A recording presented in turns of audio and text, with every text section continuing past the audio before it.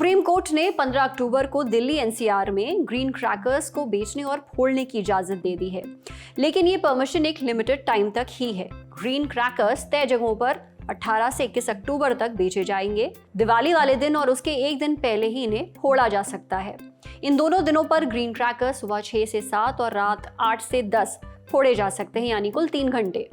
जब 10 अक्टूबर को green crackers पर सुनवाई हुई थी, तब कोर्ट ने संकेत दिया था कि वो दिल्ली एनसीआर में ग्रीन क्रैकर्स पर ढील दे सकता है, और अब ढील दे दी गई है। पिछले कुछ दिनों से आप सोशल मीडिया पर, न्यूज़ पर ग्रीन क्रैकर्स के बारे में खूब सुन रहे हैं, लेकिन आखिर ये ग्रीन क्रैकर्स होते क्या हैं? ये नॉर्मल पटाखों से कैसे अलग है? क्या ये सेहत को बिल्कुल नुकसान नहीं पहुंचाते?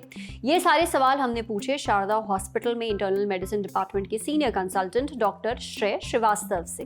डॉक्टर श्रेय बताते हैं कि ग्रीन क्रैकर्स नॉर्मल पटाखों की तुलना में कम प्रदूषण फैलाते हैं। इनमें हानिकारक तत्व नहीं होते हैं या ना के बराबर होते हैं। इनसे शोर भी कम होता है।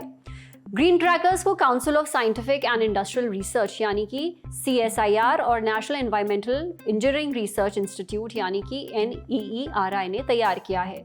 देश भर में करीब 230 कंपनियां ही ग्रीन क्रैकर्स बनाकर बेच सकती हैं। ग्रीन क्रैकर्स कुल 3 तरह के होते हैं: SWAS, SAFAL और STAR। SWAS यानी कि सेफ वाटर एंड एयर रिलीजर। ये पटाखे पानी की बहुत छोटी बूंदें पर्यावरण में छोड़ते हैं, जो धूल को एब्जॉर्ब कर लेती हैं। इससे प्रदूषण कम करने में मदद मिलती है। SAFAL यानी कि सेफ मिनिमल एल्यूमिनियम।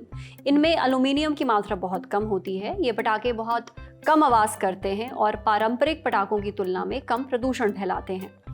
STAR यानी कि सेफ थर्माइट क्रैकर। इनमें ना तो पोटेशियम नाइट्रेट होता है और ना ही सल्फर। इस वजह से इनसे बहुत कम धुआं निकलता है। माना जाता है कि ग्रीन क्रैकर्स से 30% कम वायु प्रदूषण फैलता है, यानी ऐसा भी नहीं है कि बिल्कुल भी प्रदूषण नहीं फैलाते हैं, बल्कि ये कम प्रदूषण करते हैं। इनमें बेरियम नाइट्रेट जैसे हानिकारक तत्व कम होते हैं। जो पटाखों से हरा रंग निकलता है ना, इसी बेरियम नाइट्रेट की वजह से निकलता है। ये बहुत ही जहरीला होता है। इससे निकलने वाला धुआं फेफड़ों, आंखों और दिल के लिए नुकसानदेह है। इसी वजह से ग्रीन क्रैकर्स में या तो बेरियम नाइट्रेट का इस्तेमाल नहीं होता है या बहुत कम मात्रा में होता है, ताकि पर्यावरण कम प्रदूषित हो और शरीर को नुकसान ना पहुंचे। बेरियम के साथ साथ ग्रीन क्रैकर्स में बाकी हैवी मेटल्स भी ना के बराबर होते हैं, जैसे कि लेड और एल्यूमिनियम वगैरह।